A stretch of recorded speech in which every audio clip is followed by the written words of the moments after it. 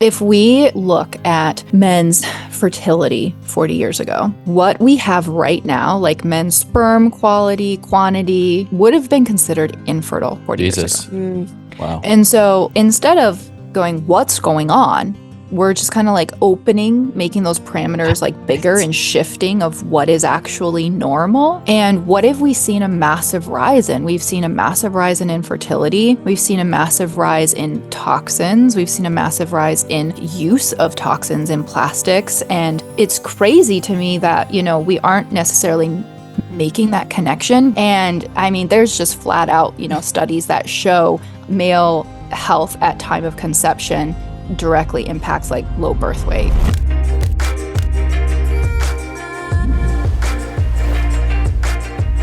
Welcome back to the Medicine Podcast. My name is Mimi and I'm sitting here with my love, my partner in all things life and business and podcasting, Chase. What is going on, everybody? What an honor we have today. We get to just listen and maybe ask a few questions, just with an incredible guest, someone we've been wanting to have on for a long time. So it is an honor for me to introduce Leah Brueggemann.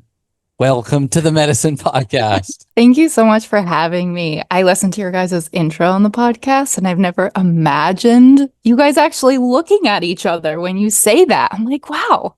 Okay. Oh, yeah. That's right. I always just imagine you're like on opposite sides of the couch or something. No. But in real life, you're actually not doing that. No, we are like inches apart. We are. Yeah. This is our usual, like our default position in life. Yeah, is it's true. Inches apart. It's true. We are so happy to have you on. I've been following your work. We've known each other for a few years now. I was on your podcast. I don't know, like when that was. Time literally does not exist to me anymore. It doesn't. It just like blends together. It was like 2 years ago. And Okay. I still like that is still getting downloads. Like it's one of those Wow. educational episodes and people will be like, guess what? I learned about HCC today. I'm like, yes, you did. I love it. I love it so much. Yeah, that was a fun conversation. And I came away like, she's a homie. I like her a lot. Just, you have a great Yeah. vibe. I say this all the time, and I just said it recently on the podcast, but when you work with someone who's a health practitioner of any kind, the client, the patient, the whoever should come away from working with that person feeling more calm, more balanced, more peaceful, no matter what their labs, no matter what their test results say, no matter what the protocol is in front of them, your practitioner should give you this like, we're good. We're going to figure this out. And that like nervous system regulation, I think, starts Yes. actually with the person across the table or, on Zoom with you. And you definitely have that. And I just wanted to highlight that. It's Oh, really thank important. you. Working on my mirroring and building rapport.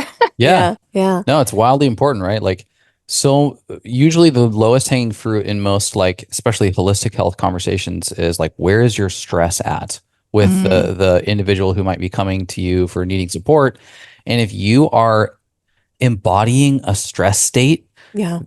it will do nothing but add like fuel to the burning stress fire that the client or the patient or even just the friend might have that they're coming to you for. And so like it is so important to be this just gentle, calm, steady, safety.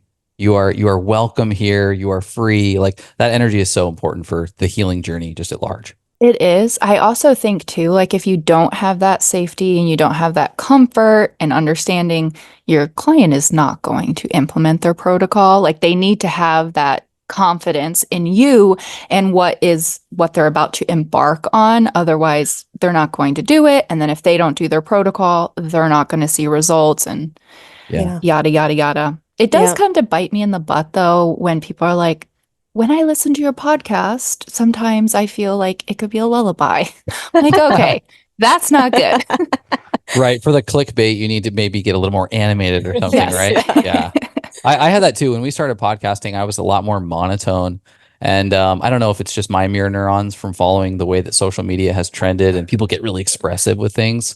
And the hook, is so much a body language thing. And there are times where I've really leaned into it. And it's probably like cross the line. No, I like it. Like when you show up, this, you're a podcaster. Like when you show up, some days you're like, we're human. We have our things. Sometimes you're stressed about this, but you got to show up and record and you got to be. So like sometimes, or even like in the afternoon, we'll have kind of a like, or our energy's coming down for the evening Yes. or whatever, and we kind of have to like amp each other up. And so sometimes Chase will come in like super hot, and I'm like, all right, we're ready. So it's appreciated, babe. Thank you. Yeah. It's necessary sometimes. You Yes, got to be it your own is. hype person because sometimes even if you are chill and relaxed, you're like, but I understand you need more energy behind this conversation. So Yeah. I Yeah. get Right. it. Right. Yeah. Right. Well, let's jump in. I would like to start with just explaining a little bit about who you are and what you do in the world. You describe yourself, at least in your bio on your website and things, as a certified functional diagnostic nutritional practitioner, which is a lot of words. So I would just love you to explain what that is exactly and what type of client are you usually serving? So I think about it as being a health detective. It is a massive mouthful. I get that. But what I basically do is I put together different pieces of your life based on like your medical history, your lifestyle history, your current lifestyle, your current nutrition and functional labs to help you figure out why you're feeling the way you're feeling and how to get you better. Because when I was going through my health journey, I worked with a lot of naturopaths and a lot of practitioners, and it's so easy to get very tunnel focused. I work with only moldies, or I work with Lyme or heavy metals. And, everybody is kind of filtered through that perception. Like your issue is because you have parasites, you have heavy metals. And yes, maybe I did, or yes, maybe I currently do. And I'm sure a lot of clients I have come through have parasites, but not every client gets put on a parasite protocol. Because the thing that was really missing when I was going through my health journey was a more holistic picture. It got too focused on fibroadenomas, which is what I was diagnosed with, which are benign breast tumors, and that's what kick-started me into figuring Wow. out what was going on with my health. And everyone I went to was like, oh, it's an estrogen issue and your liver doesn't keep up because you have XYZ gene mutations. And so it was another detox protocol, another liver protocol, another like take a supplement to lower your estrogen. But nowhere in there were we looking at my lifestyle, the fact that like when I was in college, I would stay up till 2 a.m. in the morning getting things ready for school because I was a procrastinator. And then getting up at 5:30 a.m. again and then living on bagels and Starbucks Yeah. because that's what I did in college. Like nobody looked at that. And I was chronically fatigued afterwards. And I thought, oh, that's because I just had horrible sleep when I was in college. I just need to keep sleeping. I will bounce back. I wasn't bouncing back. I was a year past getting out of college and I was not recovered. I was still sleeping. My cycles were really irregular. My periods were super painful. I would be on the highest dose of Midol and still throwing up for my periods. Mm, My progesterone was so low that my luteal phase, which is ovulation to period, it was 8 days, which if you track your mm, cycle and it needs to be 12. Like you want to be hitting at least 12 days for optimal progesterone. And mine was 8. And so I knew that like it was going to be really hard to get pregnant. It was going to be really hard to have kids because my progesterone was so low. And what was the answer? Go on progesterone cream. Well, that was not my answer. It also made me psycho. Like I would warn Mm. people mm. before I would cycle onto progesterone cream. I was like, Leah, it's about to turn into a monster. So everyone beware. And it did nothing. It never fixed anything. And so my biggest thing as I work with clients is I need a very detailed picture of your life. Mhm. If you had trauma like 10 years ago, I want to know about it. You don't have to tell me all the details, but I need to know, like, have you had a root canal? What's your stress life look like? What is going on with your kids? What's currently going on with your work? What does your life like? I literally will have them put down a snapshot of their food for the week. And I'm like, no judgment. Like, if you just ate brownies all day, I need to know that because that's going to influence how I look at your labs. And so I'm really good at puzzles. And Mm. I really like it when I have women who come to me who are like, I've done this, this, this, this, and this. And I don't, what else can I do? I'm like, okay, well, let's put the puzzle pieces together. What have you done? What hasn't worked? And that's my favorite part because, like, I get to help so many women go from really painful periods, struggling to lose weight, have no energy, come out on the other side with being better moms, being better wives, being better friends because they're like, I have energy. Like, I actually have energy to go out with my friends again. I actually have energy to play with my kids again. I had a mom who said that she would have to drag herself up the steps at nighttime to just be like, good night, kids, and, go to bed herself. And she's like, I like just walk up the steps now, hang out with the kids, read them a story, put them to bed, and I still have enough energy in the tank to do whatever I want after the kids are in bed. And so truly, like, I think we kind of chase, like, I'm struggling to lose weight. I'm missing my cycle. I have irregular cycles. I have painful periods, but we're chasing it because it's affecting our quality of life. And we Yes. may not necessarily know, like, how that is showing up because we've been sick for so long that we don't even know what a healthy you feels like. Like, it's been so long since you've had energy to actually enjoy a night out with your friends. It's been so long since you actually enjoy playing with your kids instead of being like, oh my goodness, I have to drag my feet and then I'm going to sit here and just think about when the next moment is that I can sneak away. And so that's my favorite part. It's just, being able to give them back that quality of life that they didn't even know was possible. In this little cup, I have my favorite way to enjoy mushy love, which is in combination with cold milk. We drink raw cow's milk, and I put it about 8 ounces of milk in with about a scoop and a half of mushy love. That combination, like the cold version of mushy love, tastes like liquid graham crackers. Like, I shit you not. And if you don't know yet what mushy love is, it's our mushroom elixir with 500 milligrams of chaga, which is amazing for gut support. They call it the king of mushrooms. And then 500 milligrams as well of tremella mushroom, which is the beauty mushroom. And she is most known for holding 500 times her weight in water. The more hydrated we are, the more plump and dewy and fresh and young our skin looks. Plump and dewy. For Mushy Love, go to getmushylove.com and you can use the code MEDICINE for a nice little discount that we only give to our medicine podcast listeners. So good. Snaps for you, because I feel like every human goes through a phase of that in some way, shape, or form at some point in their life. And we need people like you who love the detective work, because it's never just one thing. And we're foolish if we think that one supplement or one protocol or one lifestyle habit is going to be, the end all be all miracle that we've been looking for. It's really like everything holistic. And I love that you brought up the quality of life, because that is literally like the term that was in my head as you were speaking about the type of client that you work with, where she might not know what exactly, or he might not know exactly what is wrong. They just know that, like, this isn't good.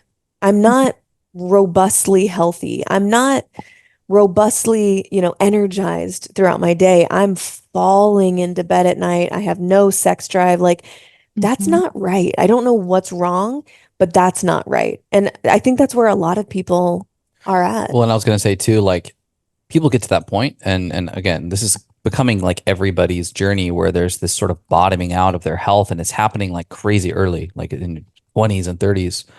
And there are a lot of options. Thank you, internet and social media, but it's the wild, wild west. And you can go down 12 different rabbit holes before you've even found one treasure that can be useful for your healing journey. And so having an advocate who is familiar with the rabbit holes, who can tell you maybe go down this one, not this one.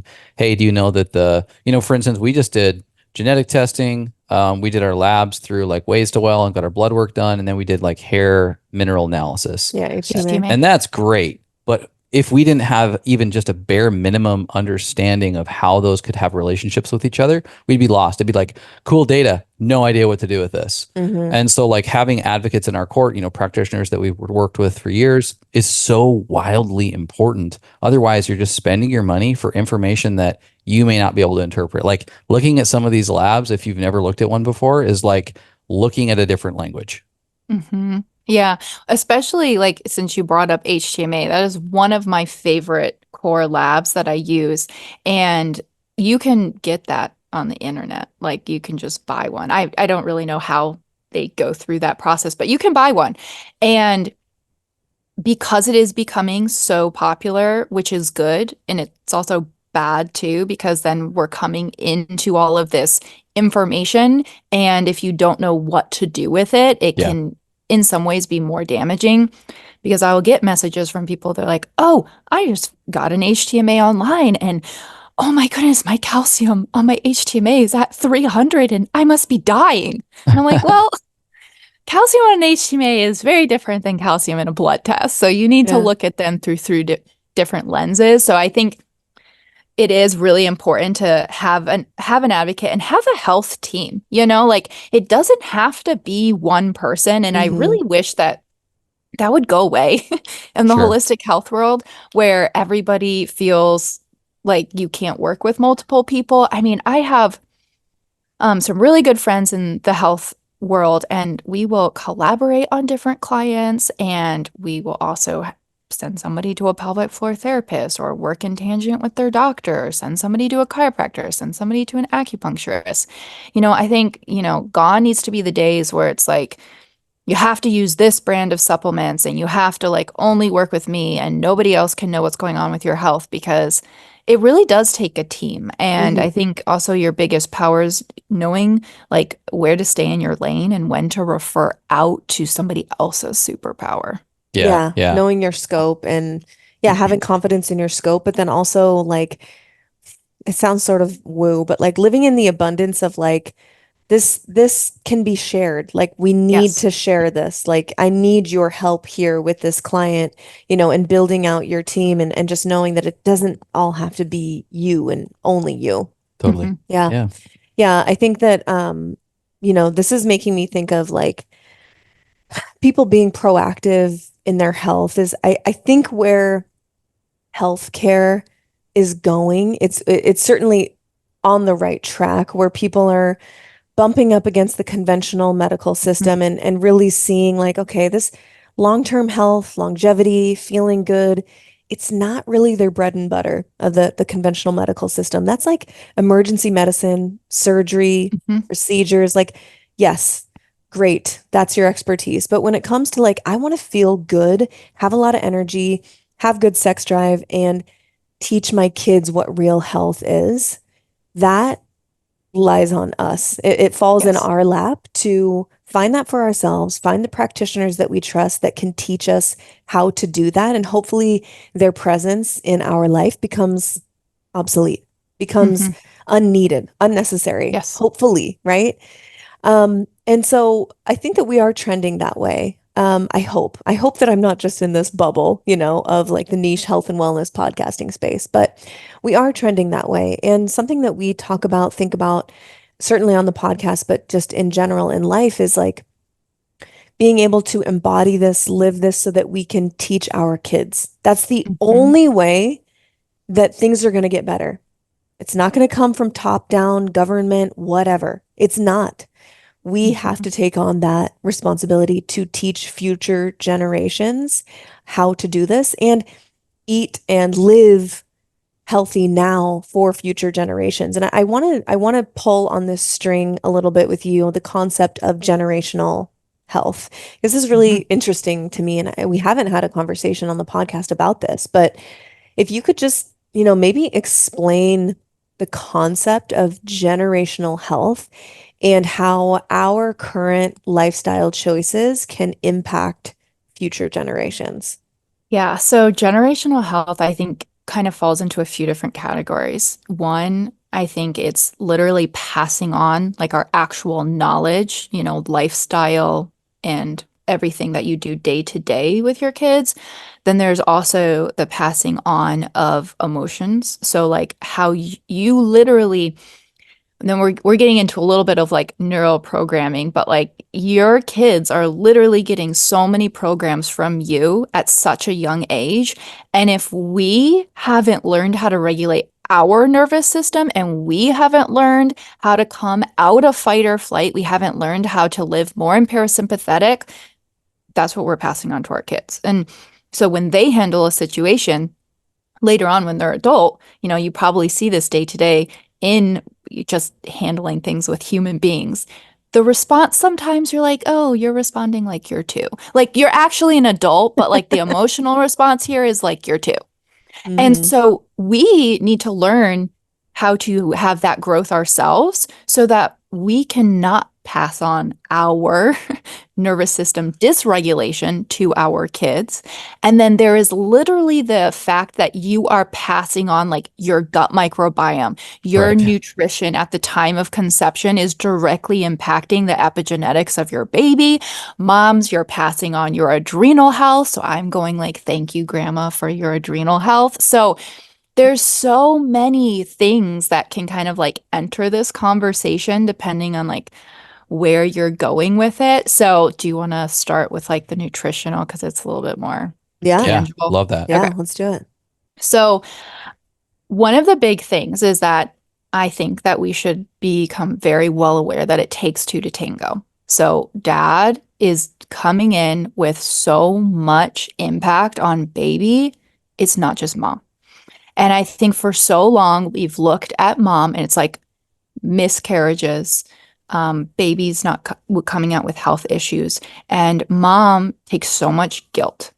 Like I did something wrong, I ate something wrong, I don't know what was wrong during my pregnancy. Like it's always moms, or I have low progesterone, that's why I miscarried, gestational diabetes, preeclampsia. Like, and we as moms, we nurture, we want to take care of, we want to, protect in that way. So I think it's very normal for us to want to take that on. But we need to let go of the guilt. Like we didn't do any of this, right? Knowledge is power, but like we also have to realize that you can only do what you know, right? Like after I had my first kid, I learned a lot of things. And I was like, I'm so sorry, buddy, for all the heavy metals I probably gave you, but I didn't know that. Right. So then I brought in some support for him, to move, all the lovely things that I passed on to him. And, I learned and did better for the next kid. And I learned so much more this time round, like, and that's how it's going to be. So you have to realize that you do the best you can with the tools you have. So now you're learning more tools, so you'll implement them. And back then you were doing the best that you could with the tools you had. So I always want to preface that because I think that we kind of take on a lot of guilt when we hear new things, but gone are the days where it's just mom. Okay. So dad plays such a big role here in his nutrition and his health. And not only in the epigenetics of the baby, but also in the health of the placenta. And I just think it's so interesting, like the studies they have on placentas and finding that the male actually has a lot more impact on the health of it than the female. I'm like, that's kind of crazy. I didn't know that. Yeah. So how does that work? Get into that. I'm curious. So part of that is like the genetics, but then also part of it is the nutrition. So like when you think of semen and sperm, like it actually has vitamins in it, like folate and zinc and vitamin D. And they are finding, we always think mom needs to be on methylfolate. I feel like your audience probably knows folic acid versus folate. Pretend that they don't. It's okay. Okay. So methylfolate is the active form of folic acid. And a lot of times in prenatals, you'll always hear talked about you need folic acid, you need folic acid. Well, the issue is if you have the MTHFR gene mutation, you may have a really hard time. We both do. Actually, not a hard time. You can't turn folic acid into methylfolate. Okay. So you need to be taking methylfolate. But we always think like mom needs to be on that prenatal, protect baby, but like actually that's also in the guy. So he's playing a role there. And so they have actually, so when we're dealing with, for example, infertility, just numbers are are interesting. 30% of it has been shown to be from something going on in the female side of infertility. So whether like maybe your progesterone is low, maybe you do have MTHFR gene mutation, and maybe you have a clotting, something's going on there that you need support. 30% of it is on the male side, and the rest is due to, undetermined. They can't figure out what's going on. And because of that impact on the placenta, not only from like his DNA and his genes, and obviously your health is going to impact that, because we know like we get our genes from our parents, but our environment turns on and off those genes. So, you think of your genetics loading the gun, and environment is firing it. So it's really important then that your lifestyle is mirroring, like, let's pass on like the good, the happy, and full of nutrition. They have been showing that, oftentimes in early miscarriages, it can actually have to do with placenta growth. And because of that, also due to the male. So it's just interesting. Like we need more studies, and obviously it's really hard because like, how many studies can we do ethically on pregnant women? Right. So Sure. a lot of them, where you're doing things on mice and trying to figure out like what's going on here. But it is crazy, like when you bring the guy along for the journey in terms of health and healing, how much more successful everything is. And I mean, there's just flat out, studies that show male health at time of conception directly impacts like low birth weight. So like if you aren't as healthy, that can impact it. So I think like it's also hard too, because when you're looking at these studies, it's like, well, it's not like we have, the perfect specimen of like female health, and then we're just like putting that at odds with different male health, Right. So there's a lot it's hard of to look nuance. at. I was going to ask you, just from your professional opinion, what is a healthy male? So I mean, in terms of like what I'm looking at health wise, like if I'm looking at labs, like I want to see you're looking for strong adrenals. You're looking for strong adrenals. You're looking for low toxicity load. Okay. So that means like our drainage pathways need to be open, like kidneys, liver, things need to be moving. Because then we're going to come into contact with toxins. Like you cannot live in a bubbly wrapped world where you're never going to have toxins. So those drainage pathways need to be open so you can be moving those heavy metals, getting those heavy metals out, getting rid of any time maybe you're coming into contact with glyphosate, moving all of these toxins out. But then also, this is a hard one, but alcohol is like not really great, Right. for our health Yeah. and our sperm health and sperm quality. So that's really important. Getting movement in, exercising, muscular skeletal health is really important.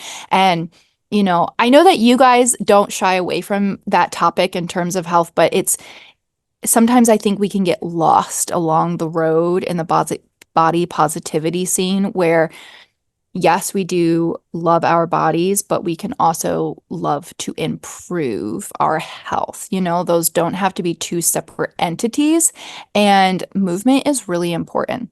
Yeah. And having muscle mass is really important. Like you don't have to be a weightlifter, but making sure that you are lifting weights, probably avoiding alcohol, getting in food of a wide variety that is going to be very important for sperm quality. So, I mean, that means you're looking at like zinc-rich foods, CoQ10.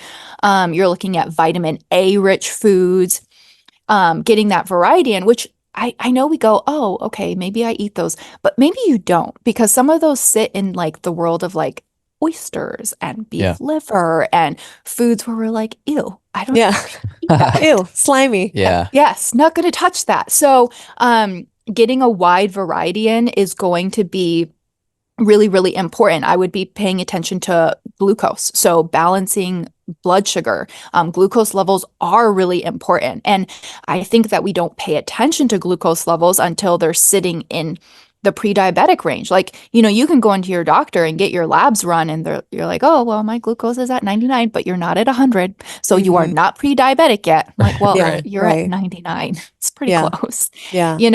So blood sugar is really important. And then honestly, just overall toxins in your everyday life, like plastics and artificial fragrance and Totally. all of that.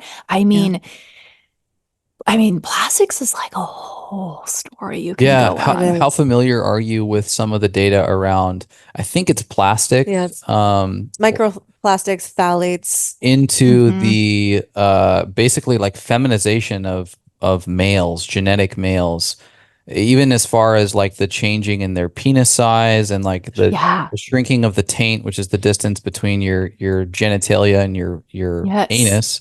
And it's an indication of, your quite literally your genetic Yeah. masculinity. Feminizing. Hmm. It's nuts. And so, all pun intended, what do you know about that space? And like, have you addressed that directly with anybody that you're working with?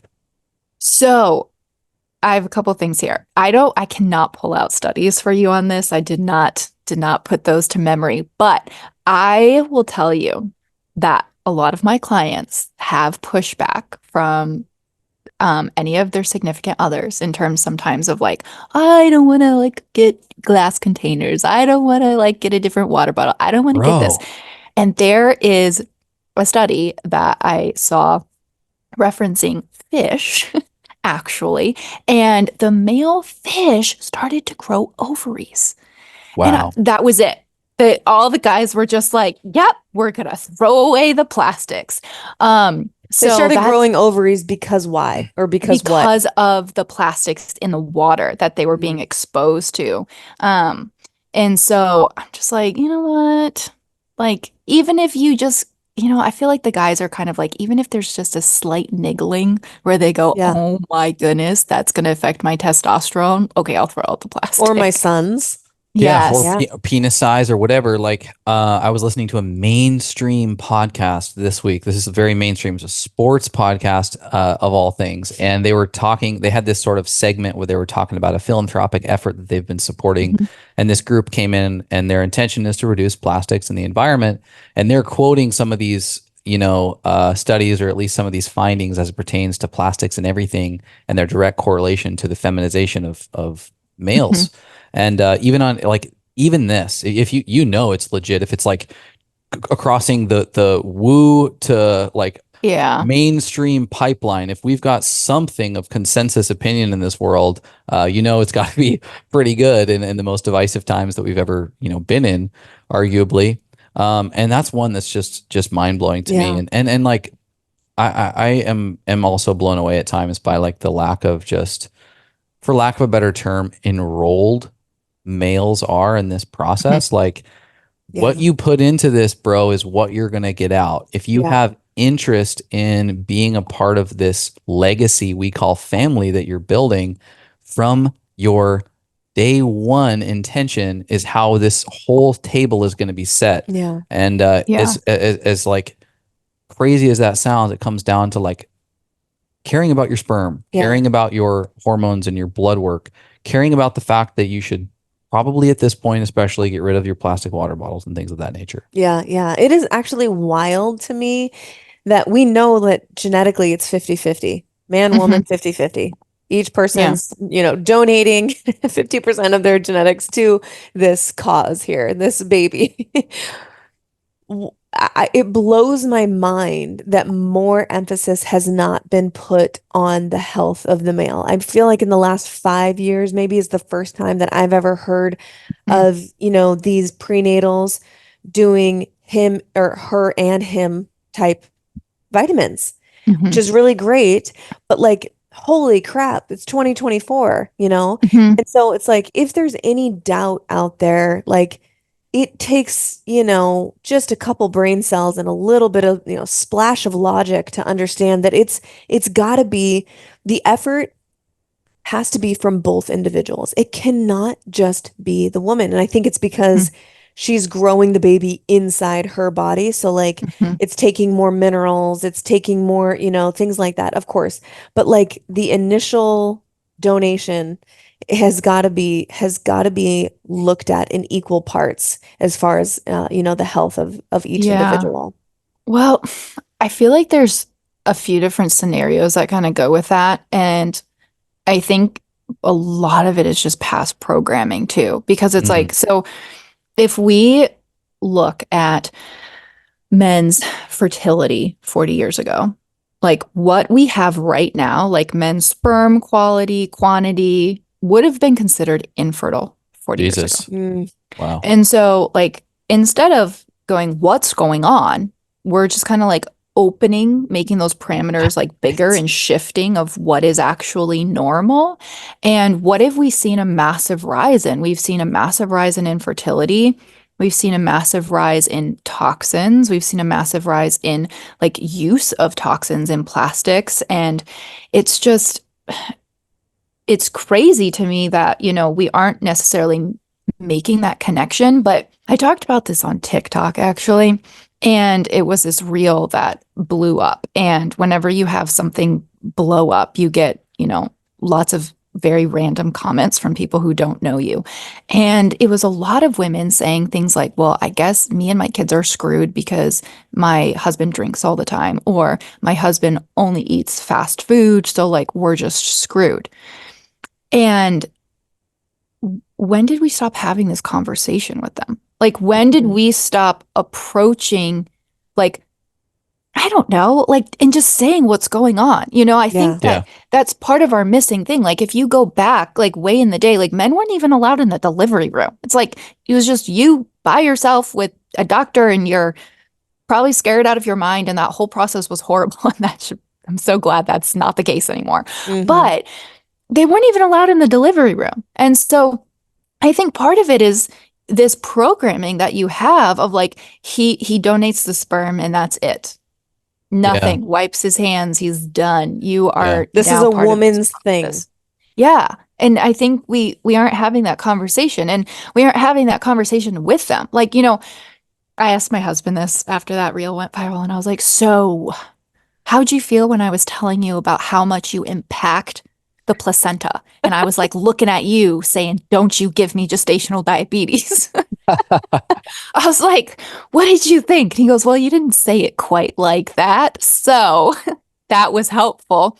But he's like, I want my kids to be healthy too. So, Mhm. and I want you to have the best pregnancy you can have. So, of course, when you asked if I could, make sure I'm taking this supplement and on top of XYZ, I was like, sure, I can do that. I would love to be a part of this process. And sometimes I think we're just not asking. We're just not Yeah. telling them. We're just Sure. maybe locking it off and assuming like if they wanted this to be a priority, they would make it a priority. But where's the communication, Yeah. Yeah. Yeah. So if people are having that conversation and dad or dad to be is like, yeah, hell yeah, like I'm in, what sort of recommendations are you giving those people? And specifically, looking at the man, you mentioned giving a supplement to your husband. What sort of advice are you giving to these men who are invested and involved? So, I mean, it kind of just depends on which level you would like to go at. But let's say just very base level, you don't know like what area to go in. I would say start with throwing out the plastics and the artificial fragrance. Like, thank heavens men use way less body products than we do, so it's a much smaller journey that you have to move down. But like paying attention to shampoo and body wash and your toothpaste and the glasses you're drinking out of, are you drinking out of glass? What's in your thermos? Like, what are you carrying your food in? What are you heating your food up in? Like, that would be number one. Like, just switch those over. And then number two would, are we getting movement in? Like, are we paying attention to blood sugar? Okay. So are we lifting weights? And then it comes down to like, do you have the energy to lift weights? Like, let's start like, how are we actually feeling day to day. What is their libido like? What is their sleep like? You know, all of those are a conversation of kind of where you may need to go.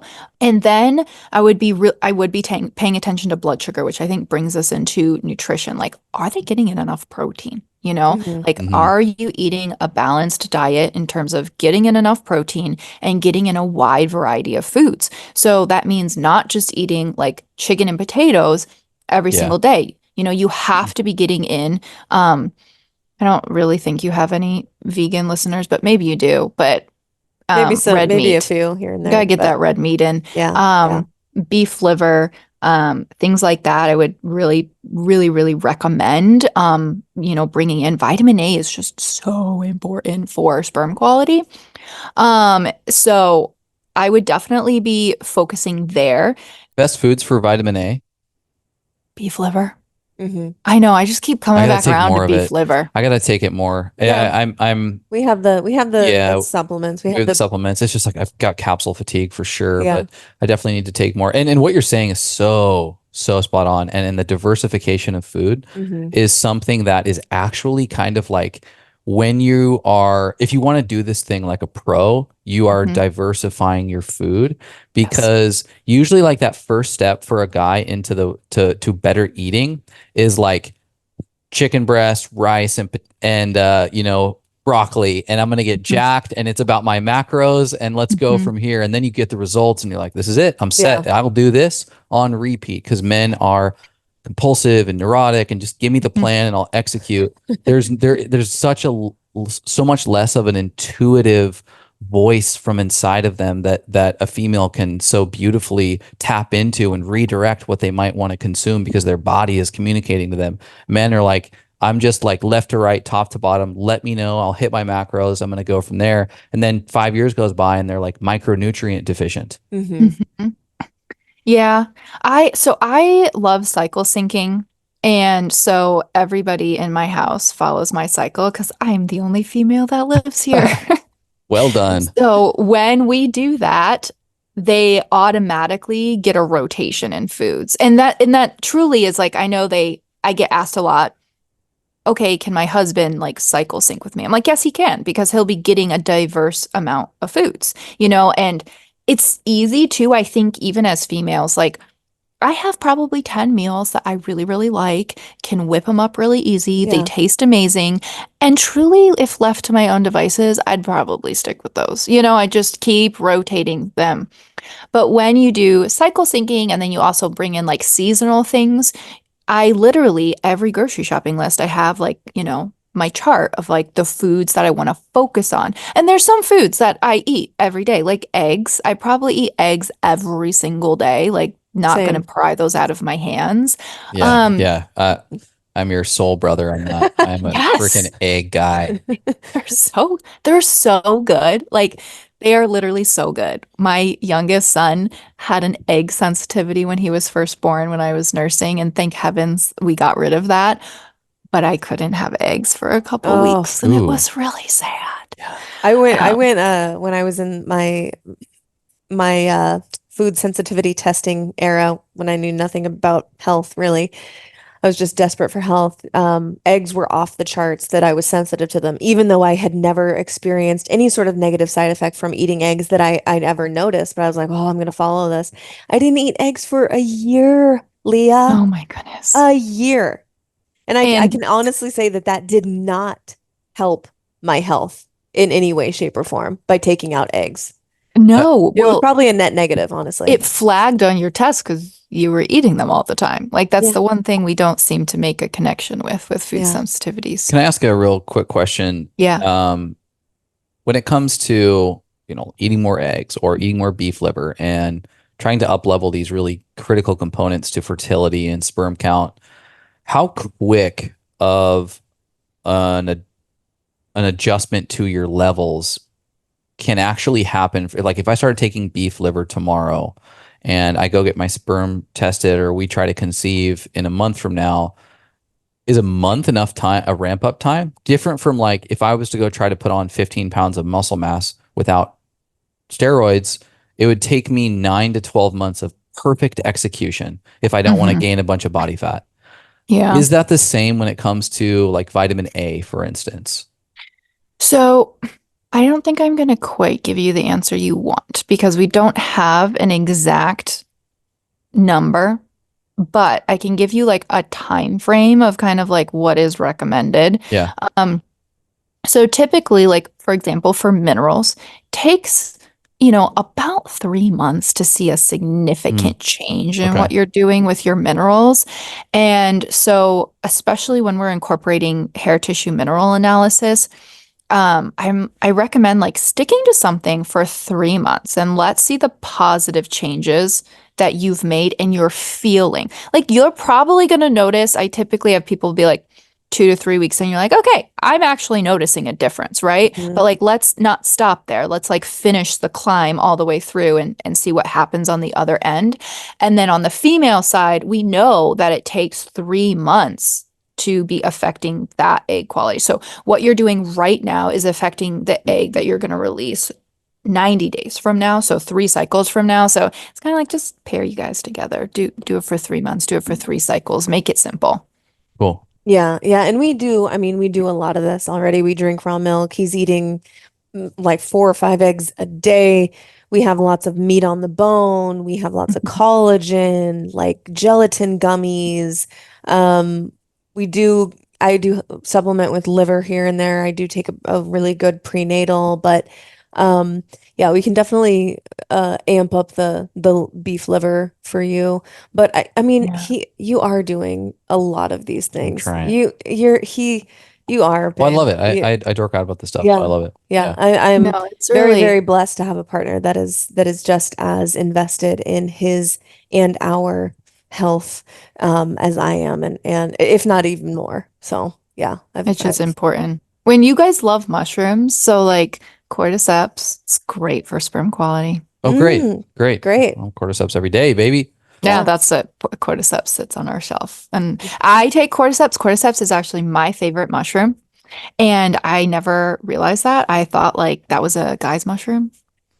It just affects that, men's sperm over there. Like I don't need it. Yeah. But I mean, it increases your body's ATP and it actually egg quality affects egg quality. So I was like, actually, I think I'm going to take cordyceps too. Yeah. Yeah, Yeah. I it's a love that. great like nitric oxide support as well. And so pre-workout, great for sex. Hmm. We may or may have socialized the idea of a cordyceps based mushroom product in the future. So Yeah. stay Yeah. tuned. Stay tuned. We'll see. Yeah, that's literally my favorite. It's so good. And if you can make it taste like your mushy latte, Mm-hmm. Great. We'll do sign our me up. best. Yeah, yeah. Okay, so we have a good idea of what men can be doing, what women should be doing. We want to give it at least a few months to improve the quality.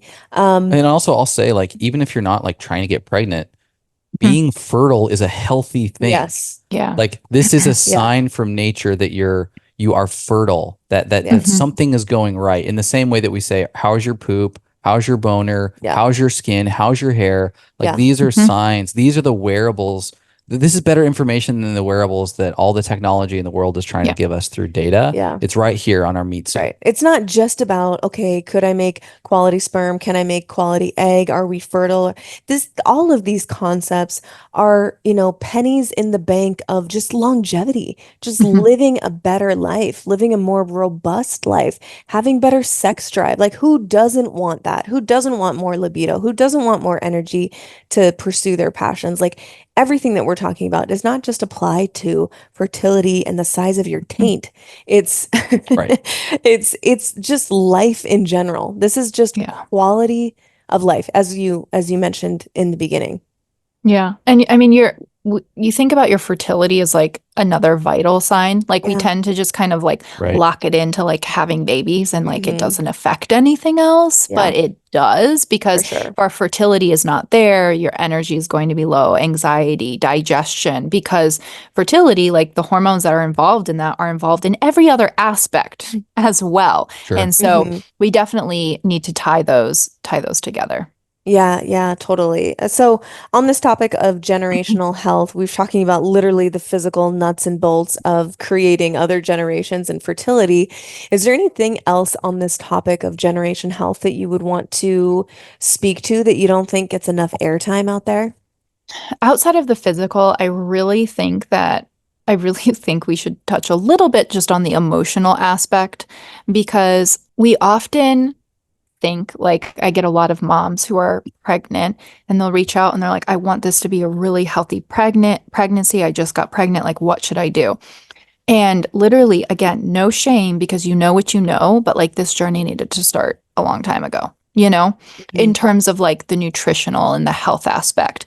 But then when you are currently pregnant, this is a very interesting study. So, like the stress that moms have about their pregnancy, like I'm worried about, eating something that's going to affect the baby. I'm worried I'm not sleeping enough. I'm worried I'm not taking the right supplement. No effect on baby. None whatsoever. There's a protection there with the placenta and those hormones like doesn't affect baby. But they've actually shown that like severe stress during pregnancy, especially for longer periods of time, does affect the baby. There was a study done where there was a bunch of women in their town lost heat, like they lost power in the winter and they were without heat for a long amount of time. All the moms that were pregnant during that time had babies that were born with like smaller head circumferences. Mm, And so it's interesting, like when we look at this, like how we kind of just think, oh, I'm stressed. Like I'm dealing with stress from like XYZ in my work. I'm dealing with stress from, whatever. And we just think that we just constantly need to be pushing through. And we really shouldn't. We don't want to keep sending all that adrenaline down to the baby. And if you think about it, again, like if you're dealing with this situation, this is just your reminder of love from me to like just spend some time learning to regulate your nervous system. Okay. Then you get to teach these tools to your kids. But we just push through all the mhm, time, all the mhm, time.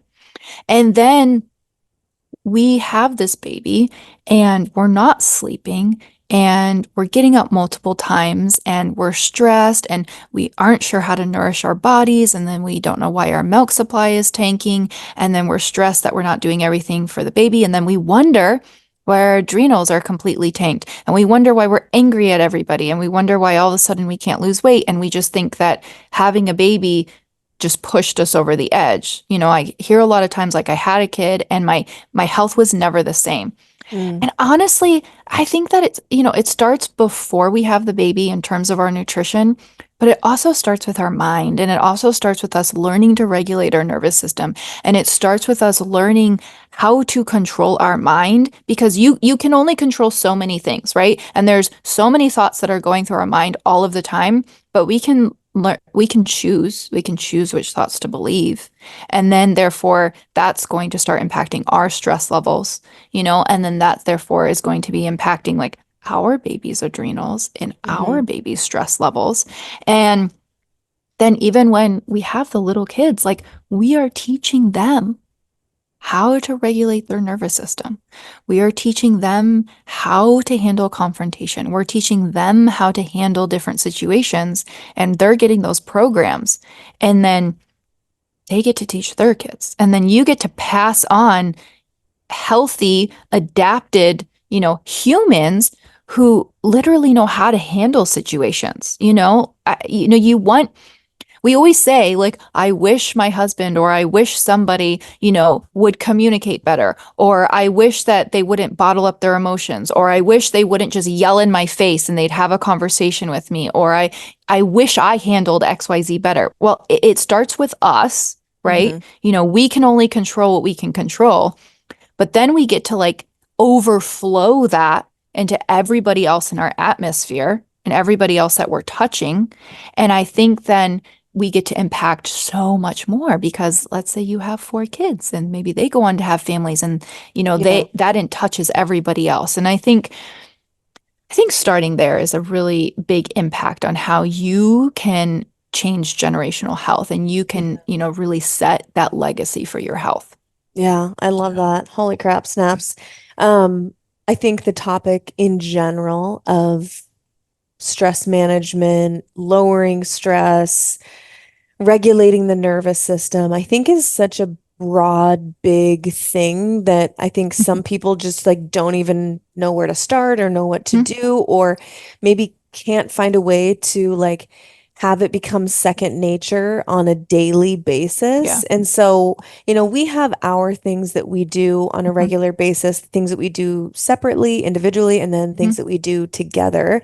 And we can certainly share some of those. But what, when you think of or talk about regulating your nervous system, if you got pregnant tomorrow, what are some things that either you're doing now, not pregnant, or you would do extra of knowing the impact of stress on a fetus? Like, what would you be focusing on? So when it comes to like regulating the nervous system, it's not like a one and done thing where, you go and it's completely outside the aspect of like talk therapy. I think sometimes we're like, Yes. oh, that's what I do for my mental health. But it's Yeah. like regulating your nervous system is, think about your nervous system in a few different categories. So you have fight or flight, you have like happy, ventral, chill, where we all want to live. Sorry, you just heard my kids if you heard that. They're upstairs. And then we have dorsal, which is shut down. And so we want to live here. We want to live in ventral. We want to live in happy. But you also have your home away from home. And you can kind of think about which area you live in. So you're like, okay, when I'm stressed, do I go into shutdown? Do I want to go hide in a closet? Do I want to cry? Or am I someone that wants to like punch a wall? Do I want to yell? Do I want to run? Do I need to move? And then you kind of know which, category is kind of your home away from home. And so you want to think about it in a ladder, like you may not be all the way into I need to punch a wall. And you also may not be all the way into I don't want to get out of bed and I don't want to see the world, right? You're kind of somewhere on that ladder at all times. So when it comes to regulating your nervous system, you're taking ventral, that happy, relaxed, peaceful, or playful side, and you're expanding it. So like you're making it bigger so it can kind of encapsulate more things and more times, but you're also teaching your body to come back to it. So throughout the day, you're constantly Totally. coming back Great. to this spot because we are so not used to being in that spot that one, it's almost uncomfortable for us. It's Yeah. like you're sitting there and you're like, when's the other foot gonna drop? When's the shoe gonna come? When's something bad going to happen? Because we just aren't comfortable sitting there. We're so comfortable with fight or flight. And if you're someone that's like, no, I'm not like that, you can think about it like before you hop on a meeting or you get on a call, are you scrolling your phone and trying to fit as many tasks as you can in before you like get on that meeting? Because you thrive on fight or flight. Do you procrastinate things until the last minute because you think that you need the adrenaline to get it done? Like that's because we thrive on fight or flight. Like we've learned for it to be our home away from home. Our body has navigated that change. And so you literally have to teach your body to keep coming back, keep coming back. This is good, but then also expand that capacity to cover so much more. So it's not like you get out of bed in the morning and the first thing that happens is, Mom, I wet my bed. And you're like, oh, now I'm in like fight or flight. I need to go change the sheets, right? So when you are coming into ventral and trying to make that your neutral space, I highly recommend starting with just awareness 4 times a day. So this is something I start with all of my clients because you cannot heal in fight or flight. You can have the best protocol. You can be an ideal person and take all of your supplements, and all you will have is really expensive pee. Like Totally. we cannot, Yeah. we cannot heal there. So we have to learn how to get into rest and digest. We have to learn to sit in that parasympathetic. So something simple is like do it as soon as you wake up, do it right before bed, and then set a timer for 2 other times throughout the day and just start there.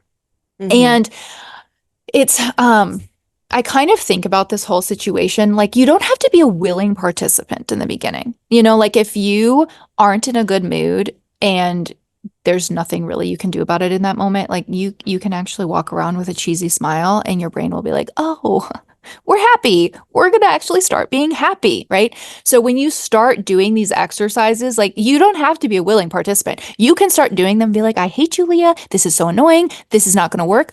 I don't care." Whatever you need to start doing it, rock your boat, right?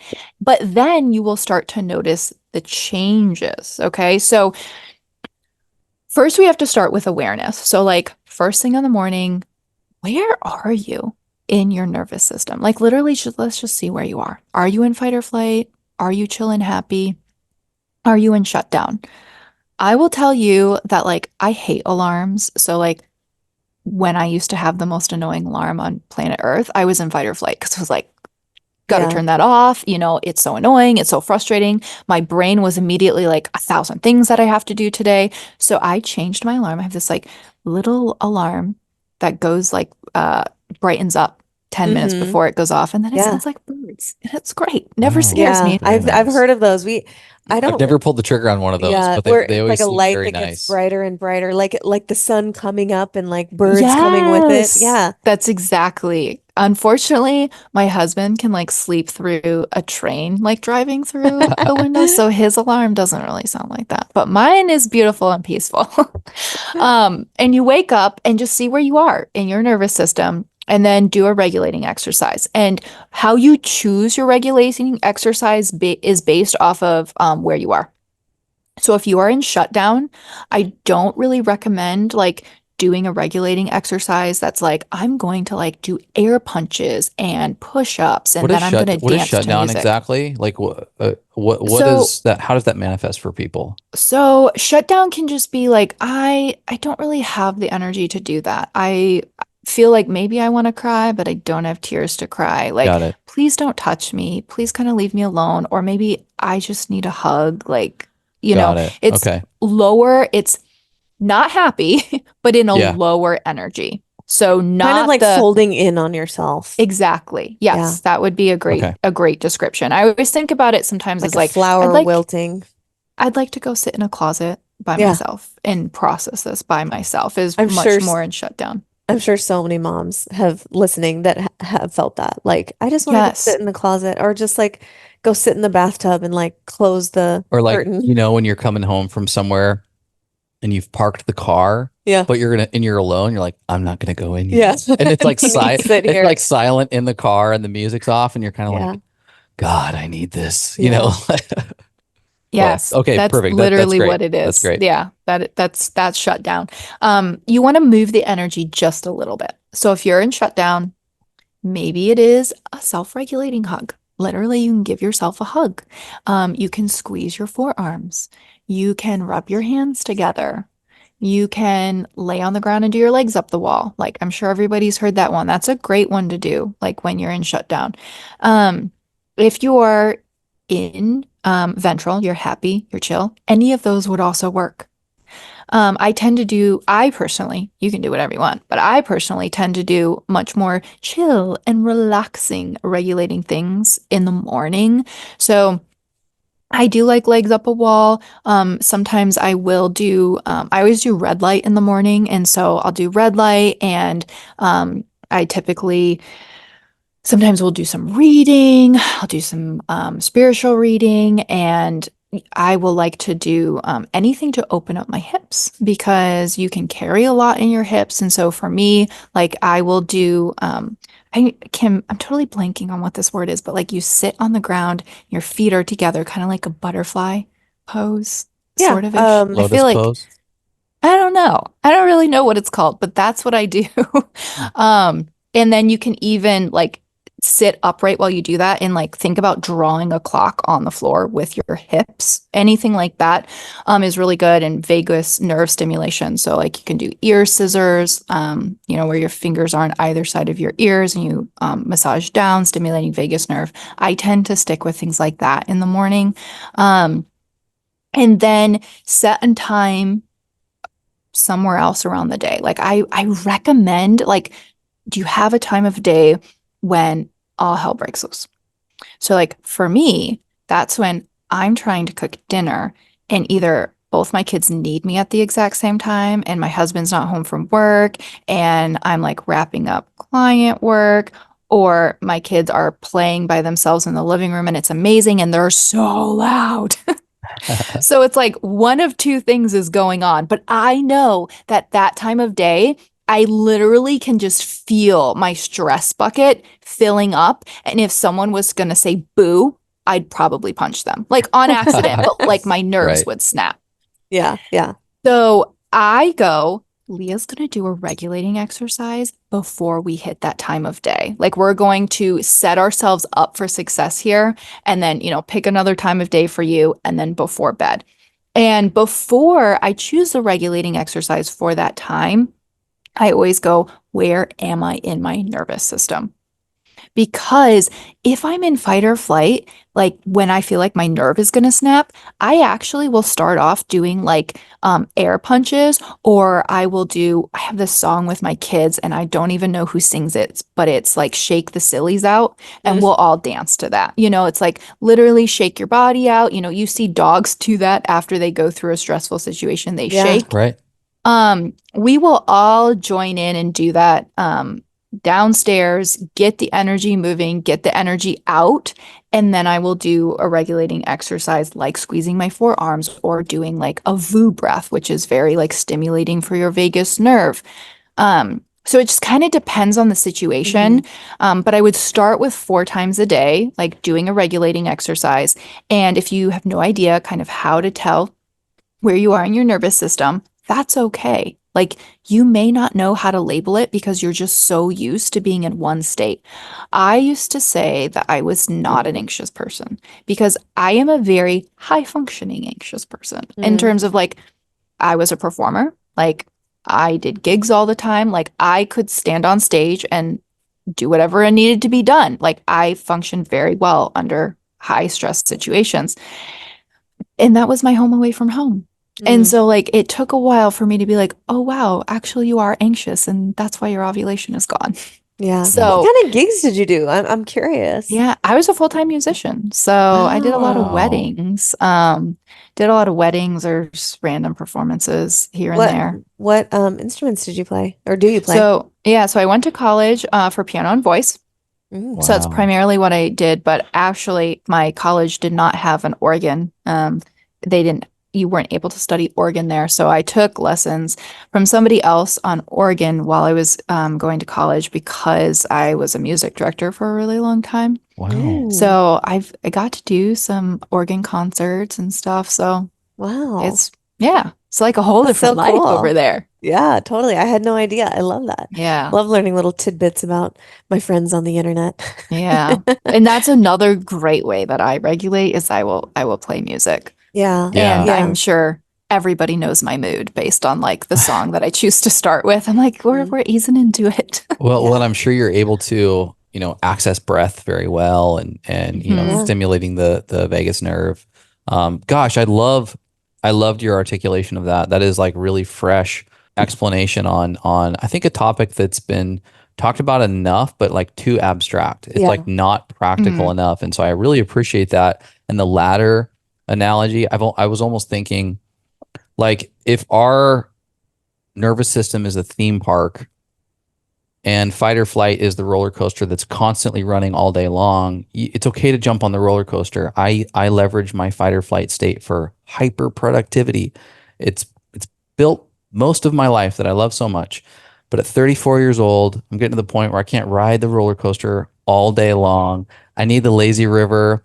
I need a couple other, I need to hang out with the caricatures I that think are the Ferris wheel, just right, slow. and just slow down a little bit. And so I love the ladder analogy because it's like it's not that we need to demonize this stress thing as much. Like it's a function for sure, and it's intentional in the design. And so it's just a matter of like Yeah. assessing, like you're talking about, like where am I? Where is my time spent on this nervous system, ladder or this Yeah. theme park? And have I spent enough time today in the fight or flight, or how do I set my day up in a way that I can optimize my hyperproductivity through stress or adrenaline or something along those lines, but know when it's time to, scale down. And so Yeah. I find that very tangible. Yeah. Yeah. I love that.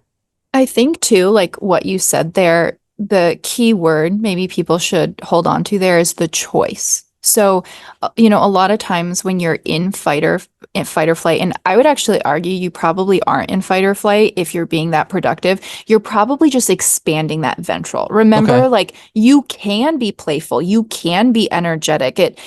In ventral, in peaceful doesn't necessarily mean that you're taking a nap. Like you're probably in ventral if you're playing basketball and you're having fun, and that there's also Sure. those different types of stress. Like I would never choose to jump out of a plane, but like some people enjoy that type of like stress on their body. I do Right. not. But like there's multiple ways to kind of like think about that, but I think the important word to hold on to there is choice. Like Sure. Yeah. I am choosing to do this in such a way because instead of like believing that that is the only way that this can get done or that's the only way that you can handle it. Like even how I get work done, like when I was remaking some videos for one of our programs, I was so daunted by I have so many videos I have to make. It's Yeah. gonna take Yeah. forever. And my coach at the time, challenged me to say, like, how can you make it fun? Like, how can this Yeah. be fun? And I was like, okay, like that's a different way to look at it, and I think that kind of starts our game there. Yeah, I Yeah. think along the same line of the awareness, I'm so glad you brought that up. It even just having awareness is progress, even if you don't go anywhere from there. Yeah. Right? Like just awareness. And this applies to every aspect of life. Even just awareness of the urge to like eat a whole box of ice cream. Like why? Why is that there? Just like the awareness that it's Yes. there. That's progress because it's making the unconscious conscious, right? Which is like one of my goals in life. Like, what do I not know that I need to know? And Yes. on that awareness piece, something that's been helping me lately is just the question, do I need to be rushing right now? Because I think so many of us go from thing to thing to thing to thing to thing. And sometimes we do need to rush. Sometimes, yeah, hurrying is essential. But I think we get into this mode so much of our life that it just becomes like default, where for no reason we're speeding. For no reason we are walking as fast as we possibly can through the grocery store. Maybe we need to, but maybe you don't. Hmm. Are you just rushing to get ready because you want to go to the next thing? Like, just take inventory. To use a word from our friend Kaylee, just audit that. Do I need to be rushing right now? So just that level, that simple question can really like, oh, I guess I don't. Like I have time. Like I can just like ease into my next thing. I don't have to be rushing it, Mach 5. And if that's been your reality for a really long time, that's hard. Yeah. Like, Hmm. and I think that's okay to recognize that it's Yeah. hard. Yeah. And my kids teach me this every day, and I still haven't been taught the lesson. Like, my husband can play trucks with them for hours, hours, and he is just having the time of his life. And he's like, "Well, I actually really enjoy playing trucks, so maybe that's part of it." But I'm just like, how are we sitting here just driving the same car through the same tunnel for Yeah. 45 minutes? And they're like, do it again. And I'm like, oh my goodness, I can't do it again. But just so peaceful, like in the moment. Like, I mean, my oldest is 4 and he's still like, what day is it? So how many more naps do I have until we get to go to Mama and Papa's? Like they think in like very like more simple time frames, like Hmm. I'm hungry or I'm thirsty. And I don't know, we can get caught up in the hustle and bustle and it's hard. It's hard to break. Yeah. It's important. It's important, but it's not necessarily easy. Yeah. Right. Right. Yep. Yeah, absolutely. Yeah. It's like you can become conscious, but you are still incompetent. Hmm. And that is Mhm. kind of this like tough spot to be in. But like you're saying, like there's a level of awareness that prompts the realization that you are consciously incompetent, and then to sit in that space for longer than a short period of time is just pure negligence for Yeah. not wanting to be better. I always complain around even just like traditional talk therapy or name it to tame it ideas, because I feel like it's assumed that that is progress, and I sort of feel like it's the prerequisite to progress. It's sort of like the syllabus day in class. You're Mhm. aware of what's going to be what could be happening, but you haven't really done anything yet. So you get this sort of like, maybe not false, but it's almost like a pseudo sense of progress by just addressing the awareness of what's ahead or what you might need to be able to change in your life. And so I do like emphasizing, like, start chopping wood, man. Start like making some progress on this. Even though it's funny, I'm using language like from hustle culture and like the hustle and grind culture, like chop wood, man, get after it. But what we're talking about is like relaxing. Yeah. Get after that Yeah. relaxing. Get after it, man. But if you need to move the energy, like Yeah. chopping wood would probably be Yeah. great. Yeah. Like Yeah. I try and find like so many different activities to kind of fit like different aspects of like what I need in terms of like nervous system. And some of it is community, like going to have coffee with a friend, like having that aspect. And some of it is like going axe throwing, or like going horseback riding, because it kind of helps you like navigate those different parts of you, I guess, for Yeah. lack of Yeah. a better term. Yeah. Absolutely. Yep. Totally. Um, I would love to hear from you. It's something that you talk about a lot. I know on Instagram and probably TikTok. I don't have TikTok, but I'm sure it's You there. don't need it. I don't want it, Yeah, honestly. Like I'm already we've got a little boundary going too on many minutes of between us and TikTok. too many minutes of my day spent on social media. I can only handle one platform. But we mentioned it earlier, blood sugar regulation and how important that is for women and men, both for not only fertility, but just quality of life, for longevity, for body composition, of course. But like, I want to get into this a little bit. We haven't done a ton of information. We haven't had, in-depth conversations around blood sugar. And it's something that I think because it's something that Chase and I don't struggle with, just the Mhm. way that we've set up our life and our meals and things like that. And we just got our HTMA, and both of ours were like in the as perfect position as possible, on our charts. So, just a little flex there for everyone listening. Yeah. I'm just Snap, joking. snap. Pretty dialed in. Yeah. I am actually really proud of that because I know how important it is for everything.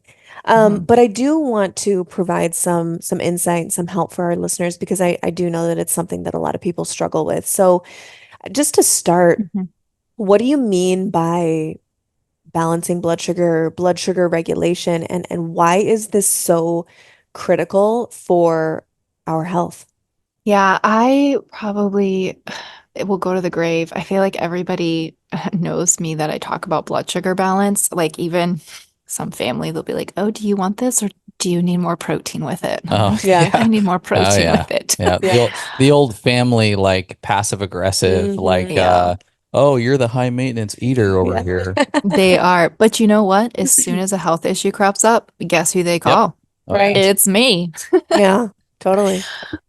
So when you think about balancing your blood sugar, we tend to kind of go, I'm not a diabetic, I don't have insulin resistance, I'm not pre-diabetic, this doesn't apply to me. Oh, but it does because blood sugar spikes have been, directly correlated with anxiety, mental health issues, affecting your sleep, affecting your inflammation. Like, yes. And the other side will have the people that love to say, your pancreas takes care of this. So you spike your blood sugar and your pancreas takes care of it. And I'm like, okay, well then why is non-alcoholic fatty liver disease on the rise? Why is type 2 diabetes on the rise? And when you look at all of these numbers, including fasting insulin and glucose, I think the exact number is 92% of Americans have a metabolic disorder, which Mm, is a lot. yeah. And that's when we're looking at like all of these numbers because you don't get flagged until your doctor goes, "Oh, you have elevated liver enzymes. oh, you have non-alcoholic fatty liver disease. Oh, you're pre-diabetic. And then even my clients that come to me as pre-diabetic, I'm like, okay, what did your doctor tell you? Just come back when you're a diabetic. Like, that's it. That's Yeah. it. And it's just wild to me because we can be looking at fasting insulin and fasting glucose, and that's going to be telling us so much more in a preemptive sense. Like when I start seeing that fasting insulin creep up, I'm like, we need to pay attention to that. Magnesium plays a big role in your blood sugar as well. So, you saw that on your HTMA. There's so many different aspects that we see that go wrong with blood sugar before you're diabetic. So many areas that you can be paying attention to. And the number one thing that you can start with is manually balancing your blood sugar. And by that, I mean doing your best to get rid of peaks and valleys in your glucose throughout the day and make it a rolling hill. So I am not a proponent of like a flat line in your glucose response, right? I really do think, women, we need carbs for conversion of T4 to T3 with our thyroid. We need carbs with our ovulation, we need them for energy, but can we make these rolling hills? So can we, get our fasting glucose down, and then when we eat, and our insulin sensitivity is on point and our pancreas is on point and our body knows what to do with it, we just have this gentle rise and we come back down. So when you can nail this with your blood sugar, you're going to notice more energy. You're going to be noticing better sleep. You're probably going to actually be noticing weight loss. You're going to be noticing that a lot of inflammation is going away. And you're not necessarily eating less food. You're just eating the right order of food and the correct proportions of food. So when you think about it and you're looking at your plate, think half of your plate being non-starchy veggies. And I'm just going to clarify what I calculate as a non-starchy veggie, because I used to just say veggie, because in my mind, veggies, I think broccoli, cauliflower, green beans, leafy greens. And then I'd have people be like, great, I had a whole half a plate of corn. I'm like, well, not what I was thinking. Right. So think non-starchy veggies, and then quarter protein, and then a quarter fat and carb. And then those proportions can kind of like change depending on like your individual needs. So like for me, I try and hit about 130 grams of protein a day. So like obviously my portion sizes will like change depending on what I'm needing. My husband is training for a marathon. He probably hits more like 170 like grams of protein or close to that, right? He has to eat a significant amount more food than I do. So like you obviously plate your food accordingly. But it's really important that you're getting in enough fiber and that you're getting in enough protein and that you aren't eating naked carbs. So often we'll grab our coffee and we'll drink our coffee, and we're already, unless you're drinking mushroom coffee, you're already affecting your cortisol. And then we're affecting our blood sugar, because one of cortisol's jobs is to bring up blood sugar, right? Like if you're running from a bear, you need the energy to do it, which means you need blood sugar. So cortisol brings up our blood sugar. Or you're grabbing, a bagel, or you're eating 2 eggs and 2 pieces of toast, which is nowhere near the amount of nourishment that you need. So just starting off with like plating your food that way, and aim for a minimum, not maximum, minimum amount of protein at breakfast being 30 grams. It is so important, and your life will be forever changed. And you'll think of me when you don't have that 2 p.m. crash. But balancing blood sugar, it's first. So like whenever I'm working with clients, it's like, we send out their labs, but then like we work on foundations, like we work on your brain, we work on our mindset, getting that right. And we work on foundations like blood sugar. That's number one, because you can notice such a massive difference in your health just by balancing your blood sugar. So Yeah. just plating your food that way, and then all your snacks, just make sure that they're balanced. So like if you want a piece of fruit, great, put it with a hard-boiled egg, put it with a meat stick. Meat sticks are like my favorite snack to have on Mhm. hand, because I'm just like, pull it out, get my protein, Yeah. balanced blood sugar. It's all good. And then same thing when you want to have a dessert. So like after I'm done here, tonight is date night with my husband and I, and so I love him to death and he's putting the kids to bed right now. And then we are going to eat dinner and his family is like an ice cream fanatic, like literally an ice cream fanatic. And he has converted me to that side of being you need some quality ice cream, but we put it with dinner. And so Hmm. like as I'm plating my food, like I know right now that we're having a meat, we're having a sausage, and we're having butternut squash and kale, and there's going to be rice. And I know that I'm going to be having ice cream afterwards, so I'm going with the very low glycemic carb. I'm sticking with the butternut squash, lots of kale, my protein, and then we're going to have some ice cream afterwards. Hmm. And that I have tested that on my glucose monitor. Like I have a very stable, nice response to that. So it's not like I'm not going to have ice cream and I'm not going to have dessert. You're just being wiser with how Yeah. you pair it and kind of how you bring it in throughout the day because it's like stress directly impacts your blood sugar and so does sleep, like but I feel like, those are topics that you can dive into each one of those by themselves. So just thinking about the food that you're eating, that is where I would start. And it's really about crowding out. Like, what can you add to your life? Can Yeah. you bring in more fiber? Can you eat your food and fiber, then protein and fat, and then lastly, carb, because the fiber is going to slow down the glucose entering your body. So, it's just simple things you can start bringing into your day that it's not like cut out carbs, never have dessert again. It's not Right. that. It's just what Hmm. can we bring and add to Yeah. our life? Yeah. What are you telling people as far as like developing that relationship with their, glucose? Is it through glucose monitoring devices? Are there ways that they can, you know, get a pulse on their own response to certain Mhm. foods without using devices? Like, would love to hear how you typically, articulate that.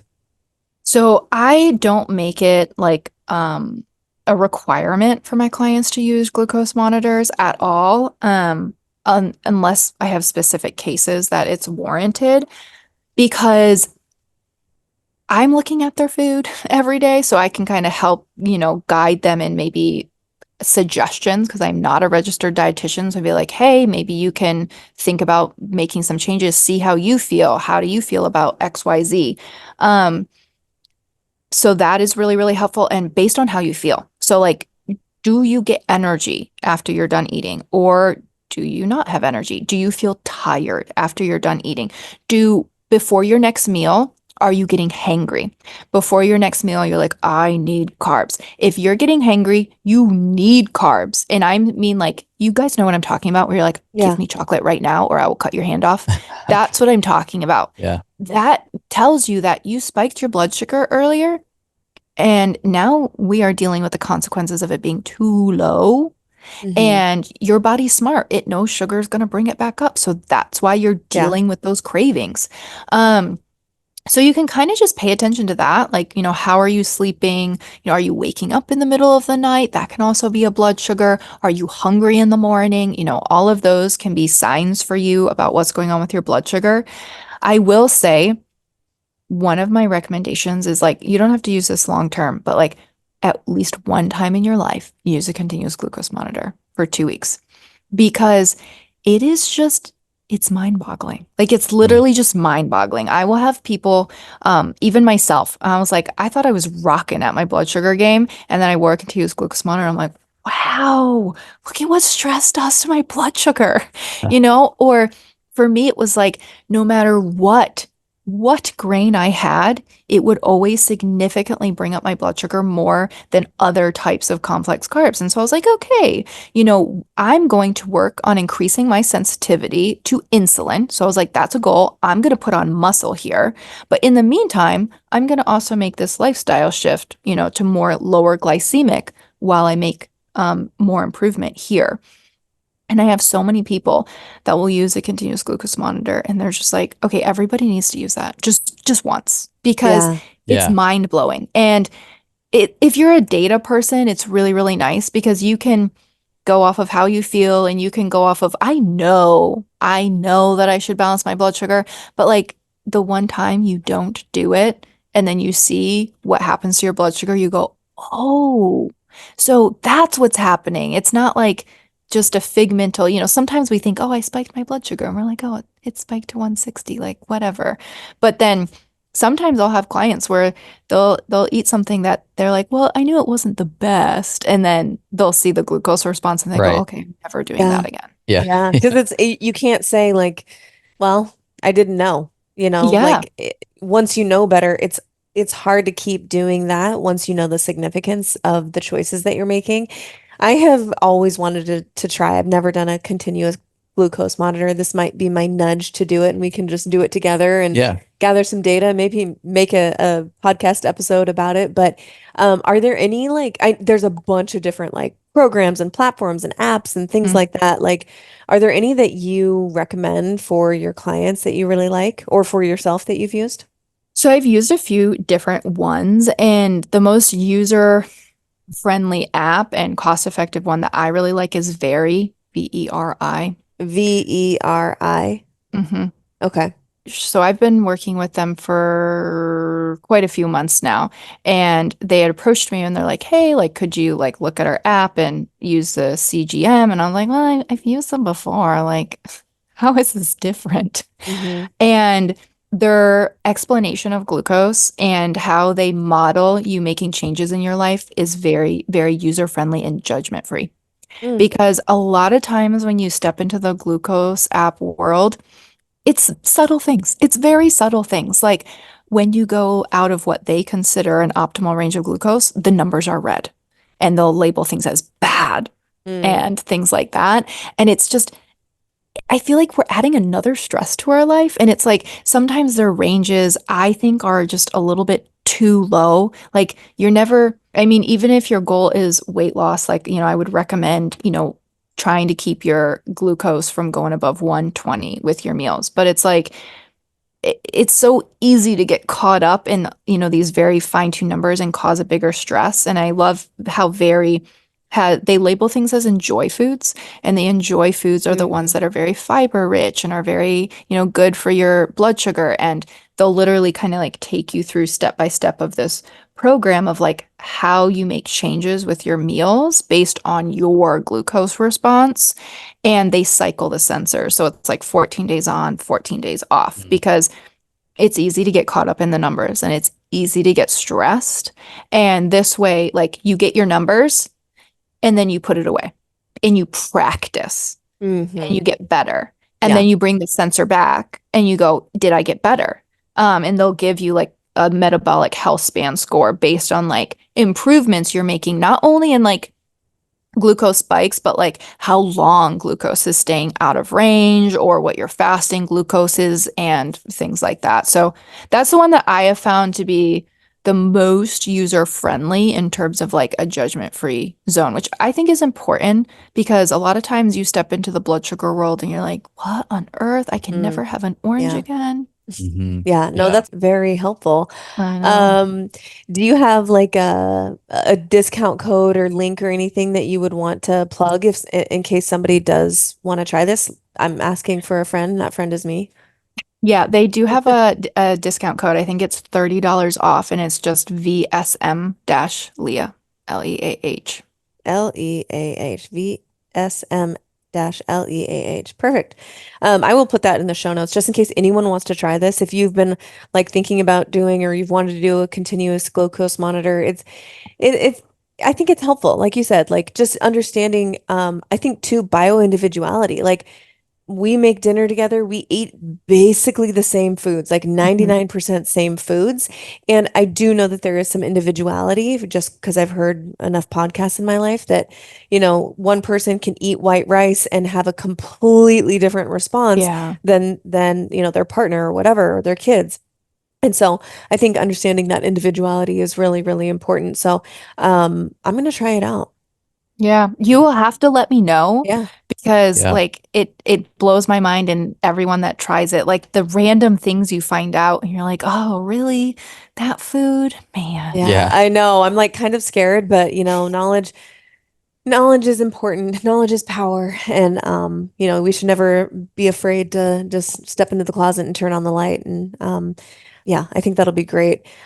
This was amazing. I learned so much from you. Yeah, what a blast. I just love talking to you. You're just such a homie, like I said at the beginning, and I'm just grateful that there are people like you in the world and giving, really important health advice and holding people's hand through the process of getting healthier and feeling better. And, it just sometimes can feel very lonely. It can feel, just like I have to figure this out by myself. I Yeah. know some people feel that. I have certainly felt that in my own life. I know Chase has as well. And so I really appreciate your work and your approach and how you just, you're a friend that people can feel like you're an advocate for them. So thank you so much for this conversation and the work that you're doing. You are so welcome. And thank you for having me on. I really enjoyed talking to you guys. I love it when we Yeah, can nerd out about Yeah. health. totally. Yeah, I love Yeah. it. I know we could go for like 3 more hours, but maybe we'll just have to have you back on to jump into another fun topic sometime in the future because you are just a wealth of information.